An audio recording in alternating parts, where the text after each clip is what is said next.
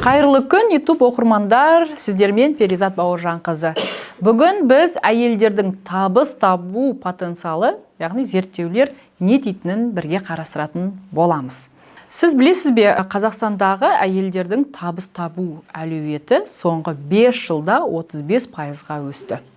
Бүгін біз әйелдердің бизнесте, отбасыға, қаржыға қалай ықпал ететінін және нақты статистиканы талдаймыз.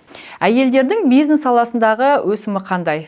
Global International Monitor зерттеуі бойынша әйелдердің кәсіпкерліктегі үлесі соңғы 10 жылда 40%-дан 47%-ға өсті. Digital бизнес, онлайн сауда, фриланс өсімінің негізгі көздері қазіргі уақытта осы әйел адамдардың тиесілі болып тұр. Қазақстандағы статистика 2024 жылы әйелдер бизнес ашуда 32% үлеске ие. Ал 2024 жылғы статистикаға сүйенетін болсақ, стартаптағы әйелдер саны 20%-ға өсті. Әйелдер кәсіпкерлер саны жыл сайын өсіп жатыр.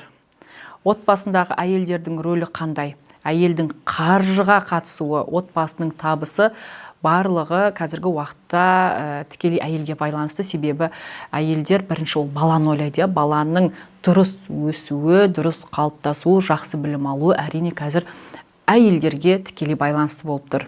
Зерттеулер былай дейді: егер әйел бюджетті бақылайтын болса, онда отбасыдағы қаржылық тұрақтылық 60%-ға жоғары болады. Қаржылық шешімдерді бірге қабылдаған жұптарда жанжал 30%-ға дейін азаяды екен. Мысалы, әке табыс табады, әйелі бюджетті басқарады, баланың қаржылық дағдылары қалыптасады екен. Әйел кәсіпкер болса, отбасыға қосымша көмек, яғни қосымша табыс болып саналады. Қазақстандағы әйел кәсіпкерлердің статистикасы 2024 жылы 25-40 жас аралығындағы әйелдер кәсіпкерлердің 40%-ын құрайды. Қала, ауыл бөлінісі бойынша қалада 70% болса, ал көбінесе әйел адамдар саудада 35%, қызмет көрсетуде 30%, IT саласында, teach саласында 15%, басқа салаларда 20%-ы құрайды. Жеке мысал ретінде Алматыда онлайн білім беру бизнесін ашқан әйел 1 жылда кірісін 3 есе арттырған. Әрине ол отбасының тұрақтылығына, балалардың жақсы білім алуына тікелей әсерін тигізеді.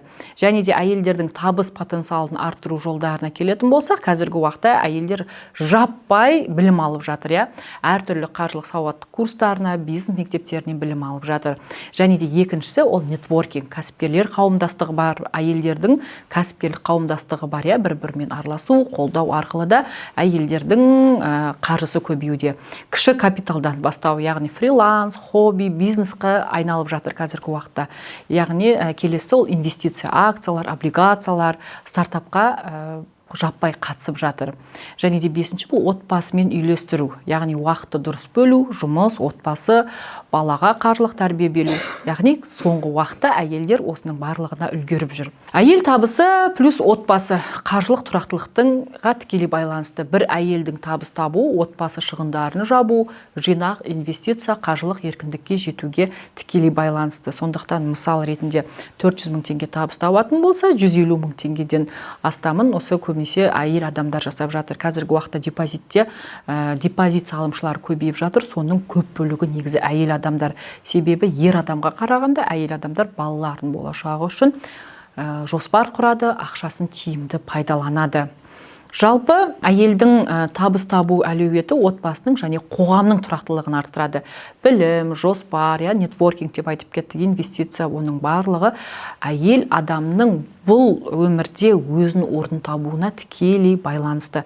Сондықтан да барлық әйел қауымына айтарым, қаржылай ары қарай сауатты болыңыздар, білім алыңыздар, және де арман мақсаттарыңызды орындаңыздар дегім келеді. Егер де сіздерде бір қосып алар пікірлеріңіз болса, комментарийға міндетті түрде жазып кетіңіздер. Сұрақтарыңыз болса қойыңыздар, лайк басыңыздар. Мен сіздерді келесі видеода күтетін боламын.